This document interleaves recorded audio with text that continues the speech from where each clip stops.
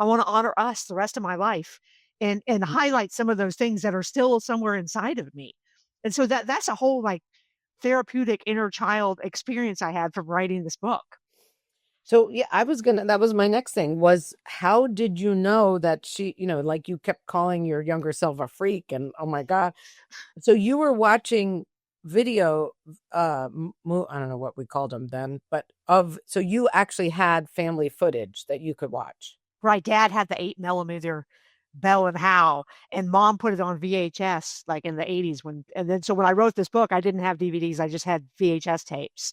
But they had stuff all the way from, when we were, 4 or 5 to when we were 12 or 13.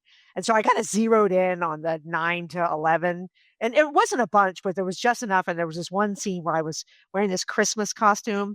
Like I was somebody like a medieval Christmas person. I'm wearing these tights. And this woman comes to visit our house. And I'm literally like in her face, flailing around and jumping around. And this poor woman's just smiling, trying like everybody else in the film is normal.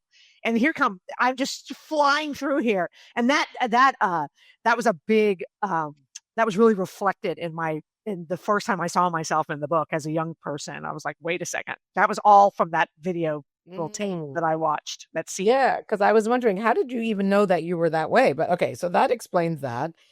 And then, okay, did you discuss any of it with your mom as you were writing it or after? It's Like all great. that stuff? Yeah, it's a great question because there's a lot of stuff in the book.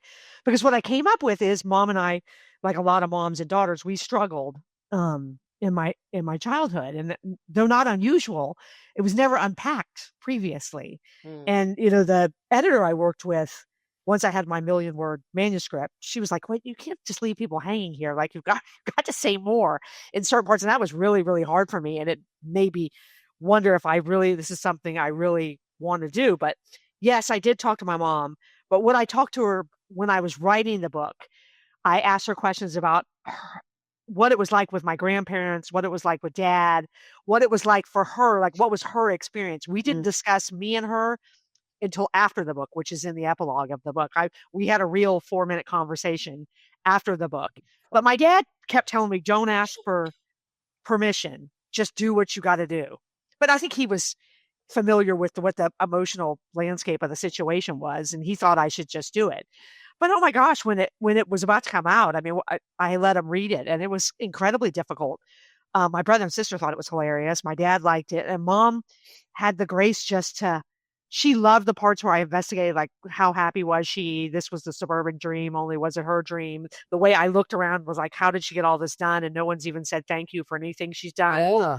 And I looked at her as this woman, a similar aged woman who was surviving this thing. She didn't even really have girls' trips or anything we do now. She was just, so she loved that part, but we never really talked about the hard parts till I went over to her house one day and just sat down and said, you read the book.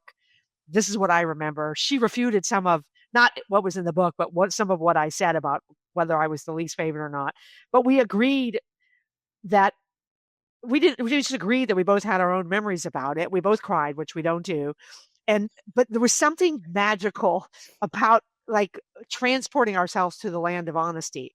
Like me saying what I thought out loud, her saying her reaction to it out loud. It changed the trajectory of our relationship and she's still living. She's 85. Mm. And now we talk every day. Wow. Okay, this might be taboo, however. You said there was a thing that happened, Yes. Well, there but was two. you didn't discuss it, and I don't know if you want to or Oh, the things that happened with mom that I didn't well discuss. it seemed like there was one specific thing that was referred to several I don't know if I'm accurate, but it seemed like it was referred to several times, but it wasn't ever mentioned. Right, so it wasn't mentioned directly.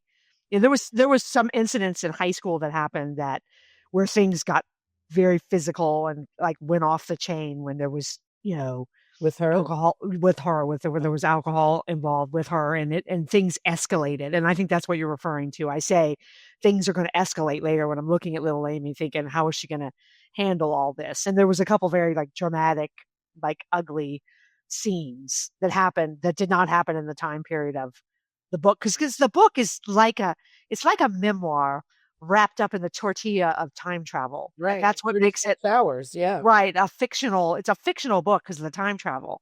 It won an award for best time travel fiction, and we all laughed about that because you're like, as opposed to the nonfiction time travel, those the ones that really happened. But so it gave me this incredible leeway to, you know, write about a bunch of memories I had, but then put words in people's mouths, and then they're left reading and thinking, well, what's real and what's not real. So it gave me a lot of, creative license that you normally don't get when you write a memoir, because I could hide it behind this tortilla of time travel.